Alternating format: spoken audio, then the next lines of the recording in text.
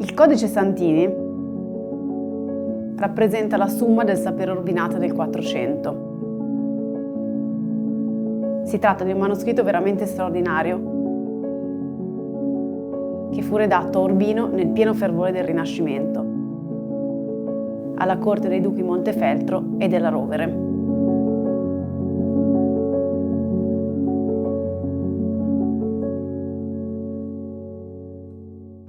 Si tratta di un manoscritto realizzato su pergamena di ottima qualità e dunque molto probabilmente per committenza ducale. La pergamena è ben levigata, si notano molto le differenze cromatiche fra lato carne e lato pelo. Sono 68 carte numerate da mano antica e inquadrate da una cornice. Rappresentano 136 disegni, per lo più di macchine ingegneristiche ad uso civile e alcune anche ad uso militare. La legatura è in pelle coeva su assi di legno, è decorata a secco e fra tutti i codici di macchine dell'epoca che conosciamo oggi, il codice Santini è l'unico a preservare la sua legatura originale. L'ingresso del codice Santini nella biblioteca di Urbino è certamente posteriore al 1498, perché non risulta infatti contenuto nel cosiddetto indice vecchio della biblioteca.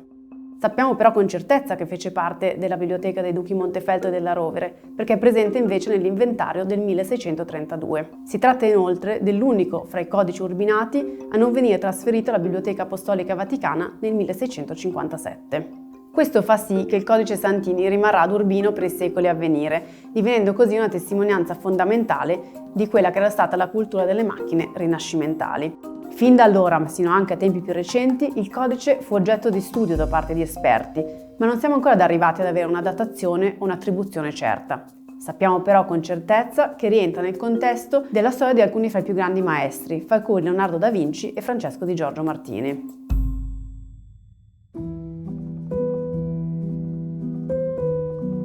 Ci troviamo al Museo Nazionale della Scienza e della Tecnologia Leonardo da Vinci, all'inizio delle Gallerie Leonardo.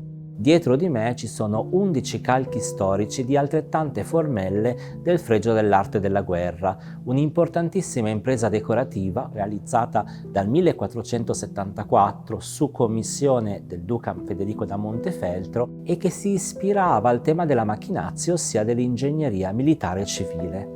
La fonte di queste formelle sono una serie di manoscritti, tra i quali spiccano quelli di Francesco di Giorgio Martini, ingegnere, scultore, architetto e pittore senese che lavorerà per il duca di Montefeltro per tantissimi anni e che realizzerà una serie di manoscritti che proprio nella Biblioteca Feltresca erano custoditi e che oggi si trovano alla Biblioteca Apostolica Vaticana e al British Museum.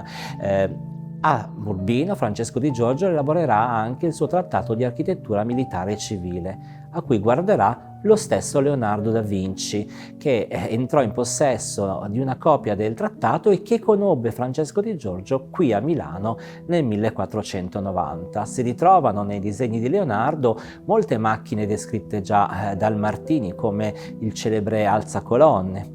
Da questo incredibile fregio nacque una cultura ingegneristica a Urbinate che venne trasmessa anche grazie a una serie di manoscritti realizzati nel corso di tutto il XVI secolo e dei quali fa parte anche il codice Santini. Questa tradizione arriva addirittura all'inizio del Seicento.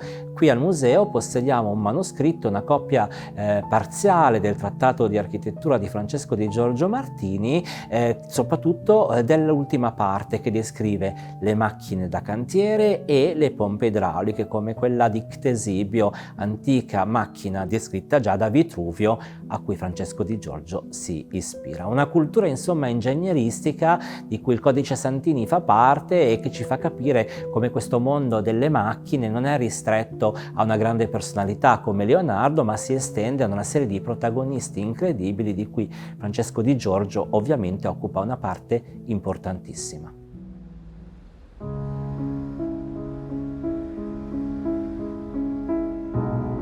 Il codice Santini è un importante documento relativo appunto alla circolazione presso le botteghe degli artisti e degli artigiani di quei cosiddetti zibaldoni o album di modelli paragonabili a quelli che dal punto di vista più prettamente artistico circolavano presso le botteghe fiorentine con modelli appunto di parti anatomiche, studi di natura che gli artisti trovavano già pronti da inglobare e incorporare nelle loro composizioni.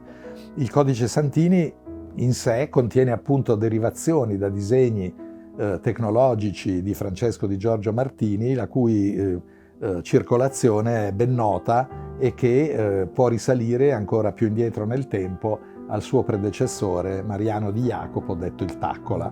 E sarebbe anche interessante capire attraverso quali fonti precise queste suggestioni, questi disegni e studi di macchine sono arrivati a Leonardo. Una spiegazione semplice è quella che deriva dal fatto che Leonardo possedette uno dei codici di Francesco di Giorgio Martini, il cosiddetto codice Osburnham, oggi nella Biblioteca Medicea Laurenziana di Firenze, che non solo appunto Leonardo ha avuto tra le mani, ma che ha anche annotato e arricchito di alcuni disegni. In un secondo tempo Leonardo attinge a un'altra versione del trattato di Francesco di Giorgio Martini, quella identificabile col codice magliabechiano della Nazionale di Firenze, da cui copiò parecchie pagine e parecchi capitoli della trattazione martiniana. Quindi si può dire che il tema riesce appunto ad arrivare a Leonardo e il Codice Santini è una testimonianza dell'ulteriore circolazione, anche dopo la morte di Francesco di Giorgio Martini, della fortuna delle sue invenzioni tecnologiche. Di fronte alla bellezza del Codice Santini si prova davvero un senso di soggezione e di stupore, sia per la sua bellezza, ma soprattutto pensando a quanto è stato importante da un punto di vista storico-artistico attraverso i secoli. Questo straordinario manoscritto verrà proposto in asta qui al Ponte Casadaste il prossimo 27 febbraio.